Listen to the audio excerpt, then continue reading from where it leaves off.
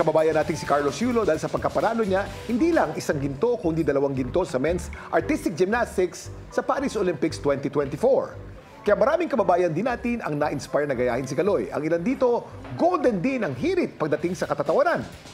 Ang isa sa na-inspire ni Carlos Yulo, ang TikToker na si Eyo. Eyo. Ayan. Si Eyo. Siya pala yung kanina, no? Kakaibang hirit ang kanyang ginawa, kinuha kasi niya ang pulbos at umakyat sa kanilang upuan. Sinubukan pa niya mag-handstand pero hindi natuloy. Sa susunod na lang daw na Olympics, nalula daw siya sa dami ng rewards na nakuha ni Yulo dahil sa pagkapanalo nito. Ang video ni Eyo umabot na po sa 3.7 billion views. Ang galing. Sa bahay talaga nakakaaliw. Nakakaaliw itong mga ginawa ng mga kababayan natin dahil sa pagkapanalo ni Carlos na yung mga ganyang landing-landing. At dahil sa pagkapanalo ni Carlos, naging aware ang marami nating kababayan, ang mga kapuso natin sa sport na gymnastics. Which means dapat po suportahan ng gobyerno ang gymnastics lalo na. Tama. Yun rin yung mga nakikita Diyan pa na tayo nakaka-gold eh. Sabi nga ni Coach Teresa, marami daw eh. 24 million na condo unit. Nanlaki naman ng mga mata ni Jaboy Agner nang malaman niya ito. Yan. Todo stretching at practice tuloy siya nang malaman niya ang napanalunan ni Carlos Yulo dahil sa pagkapanalo nito sa Paris Olympics 2024. Floor stretching, handstand, at iba pang exercises ang kanyang ginawa. Ang kanyang video naman umabot ng 1.4 million views sa TikTok. Yan yung mga uso ngayon, mga trending na videos talaga, di ba?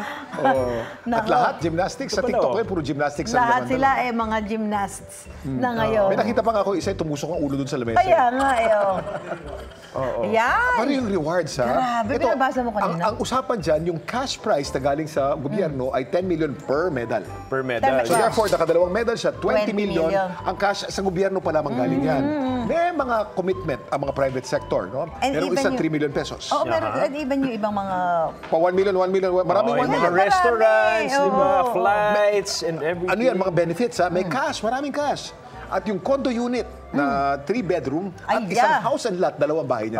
At tapos pag uwi pa niya, syempre mga endorsements. Unprecedented time kasi ito because 2 nga yung first time in history of the Philippines. Proud kababayan naman ang peg ni Jelly nang manalo ang gymnast na si Carlos Yulo. Bangon agad mula sa pagkakahiga. Parang ginagaya niya ang floor exercises ni Yulo.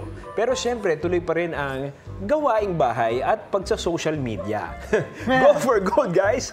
Nasa 16,000 naman ang nakapanood ng video ni Jelly. Aliw na aliw talaga ako pag nakikita ko tuloy ngayon sa yung sa feed. Yun yung makikita mo. Nakakaaliw talaga. Alam mo, kahit pa talaga mapapatawa mo yung mga kababayan natin. Eto pa, ang maglolang sina Paolo at Lola Lita inspired much sa mga nakukuhang premyo ni Carlos Yulo. Sa taas ng Olympic fever sa kanilang bahay. Anywhere around the house, naisipan nilang mag-video. Pangarap din ni Paolo na makapanood ng Olympics.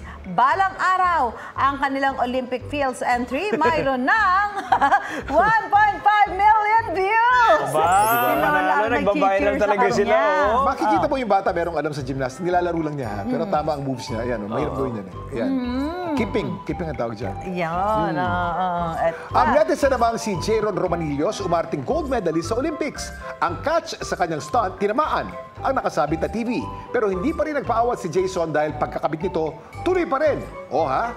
Ang video na to may mahigit 700,000 views na online. Lagot ka sa nanay mo, asawa mo. Munti ka na. Tsaka paano ka manonood ng dapat alam mo pagka nasira yung TV mong ganyan. Video pa more. Yan ang sagot natin dyan. Ayan, tanggal. Nako.